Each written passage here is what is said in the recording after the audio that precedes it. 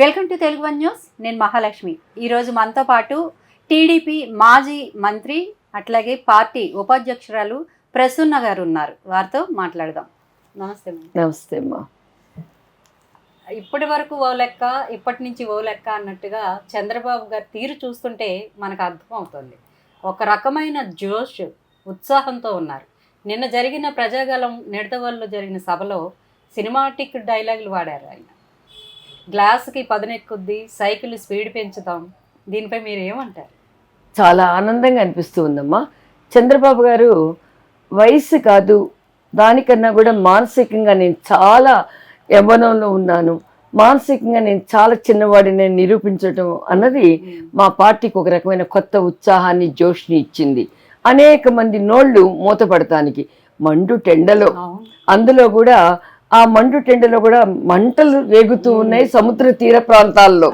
అక్కడ చూస్తూ ఉంటే ఆ మంట, ఆ రకమైనటువంటి సూర్యుడి తీవ్రత, ఆ ఎండ వేడిమి, వీటన్నిటికన్నా కూడా ఆంధ్రప్రదేశ్ రాజకీయాలని మార్చాలి, ఆంధ్రప్రదేశ్ రాజకీయాల్లో ఉన్నటువంటి కుళ్ళుని కడిగేయాలి, నూతన శకానికి ఆరంభం చేయాలని ఆయన ప్రజాగణ యాత్రలో ఆయన మాట్లాడుతున్న తీరు ఈ రోజున కేవలం ఆంధ్రప్రదేశ్ ప్రజలనే కాదు, దేశానంతా ఆకర్షిస్తూ ఉంది.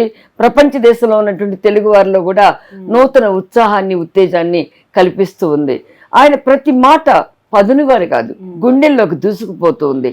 ఆయన ప్రతి వాక్యం అదొక రామబాణం లాగా, అది ఎక్కడ కూడా ఆగనటి విధంగా అన్స్టాపబుల్ అంటూ ఆయన పోతున్నటువంటి తీరు, ఆయన విమర్శిస్తున్నటువంటి విధానం, ఆయన ఏదైతే సబ్జెక్టుని తీసుకుంటున్నారో ఆ సబ్జెక్టుని వ్యక్తీకరించేటువంటి భావ వ్యక్తీకరణ, తర్వాత ఆ భావ వ్యక్తీకరణలో ఆయన వాడుతున్నటువంటి పదజాలం, వాటికి తోడు ఆ బాడీ లాంగ్వేజ్, వాటన్నిటికి తోడు ఆ మస్కిత్వం, ఆ యొక్క మాట్లాడుతున్న తీరు, అనుభవం, ఇవన్నీ కలబోసి ఎలా తయారైందంటే ఆంధ్రప్రదేశ్ ఒక స్వర్ణ యుగాన్ని చూడబోతుంది.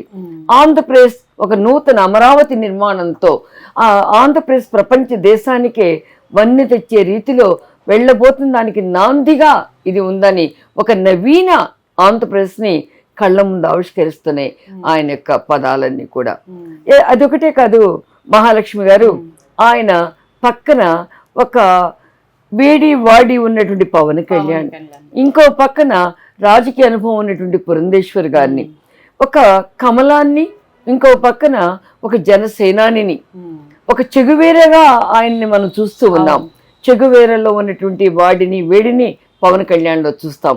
నూతనత్వాన్ని తీసుకురావాలి, నేను కొత్త శకాన్ని ఆరంభిస్తాను, కొత్త రాజకీయాలకి నిర్వచనం పెడతానంటూ తన యొక్క సంపాదనను కూడా వదులుకొని ప్రజల కోసం ముందుకు వచ్చినటువంటి, అంతేకాదు కలిసి ఉంటే కలదు సుఖం, కలిసి ఉంటే ఏదైనా సాధించుకోవచ్చు, విడిపోతే ఏది కూడా మంచిది కాదు, ఓట్లు చీలటానికి వీల్లేదని మొట్టమొదటి అడుగు వేసిన వ్యక్తి కూడా మాకన్నా ముందు ఆయన జనసేనాని పవన్ కళ్యాణ్ గారు.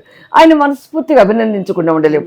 ఆ చొరవ, ఆ తెగింపు, అనేక మంది విమర్శిస్తున్నప్పటికీ కూడా విమర్శలకు తలవగ్గకుండా ఒకే ఒక లక్ష్యం, జగన్ని గద్దె దించడం, జగన్ అరాచకాలని, అన్యాయాలని, అకృత్యాలని నేలమట్టం చేయడంలో ఒక సేనాని ఉంటే కుదరదు. ఆ సేనానికి ఒక యుక్తిపరుడైనటువంటి అభివృద్ధి పథంలో తీసుకువెళ్ళే ఒక చాణక్యుడు కావాలి. ఆ చాణక్యుడితో పాటుగా ఒక కమలం కావాలి. ఇవన్నీ మోడీ గారి యొక్క నాయకత్వం కావాలి. ఈ ముగ్గురు కలిసినప్పుడే ఒక దుర్మార్గుడిని ఎదిరించడానికి వీలు ఉంటుందని. ఎందువల్లంటే దుర్మార్గుడికి 10 తలకాయలు ఉంటాయి. దశకంఠని మనం చూసాం. రావణాసుడికి 10 తలకాయలు. ఆ 10 తలకాయల్ని పోగొట్టడానికి ఎంత కష్టపడాల్సి వచ్చింది. ఒక నరకాసుడిని వధించడానికి, ఒక మహిషాసుడిని మర్దించడానికి మనం ఎన్ని కష్టాలు పడ్డామో చరిత్రలో చూసాం. అందుకోసం అందరూ కలిసి వచ్చి, ఎందువల్లంటే ఒక చిన్న చిన్న మనం ఏమంటాం దాన్ని గడ్డి కూడా వాటిని గట్టిగా మదిస్తే ఒక మదపు టేరునైనా మదించవచ్చు. అది ఇక్కడ మన సూక్తి వర్తిస్తుంది. ఆ రకంగా ఈ రోజున తెలుగు రాజకీయాల్లో 3 మిత్రపక్షాలు కలిసి చేస్తున్నటువంటి గ్రీంకారం ఏదైతే ఉందో, చేస్తున్నటువంటి ప్రజాగళం అయితే ఏదో ఉందో, చేస్తున్నటువంటి ఈ వారాహి రూపంలో, వారాహి అంటే అమ్మవారి పేరు, అమ్మవారు ఉగ్ర రూపంలో ఉన్నప్పుడు, తాండవం చేస్తూ ఉన్నప్పుడు, మహిషాసుర మర్దన చేసినప్పుడు ఏ రకంగా విజృంభించిందో వారాహి అనే పదంలో మనం చూస్తాం. అలాంటి అమ్మవారి ఉగ్ర స్వరూపాన్ని చూపిస్తూ, ప్రజాగళాన్ని వినిపిస్తూ, ఆ ప్రజాగళంతో ఎంత బురద ఉన్నా మాకెప్పుడు బురద అంటని పరిపాలన ఇచ్చామన్న మోడీ గారి యొక్క ప్రభుత్వ విధానాల్ని మనకు చూపిస్తూ ఈ యాత్ర సాగుతున్నప్పుడు నిన్న నిడదవోలులో సభను చూసిన తర్వాత ఎవ్వరు కూడా మెచ్చుకోకుండా ఉండలేరు.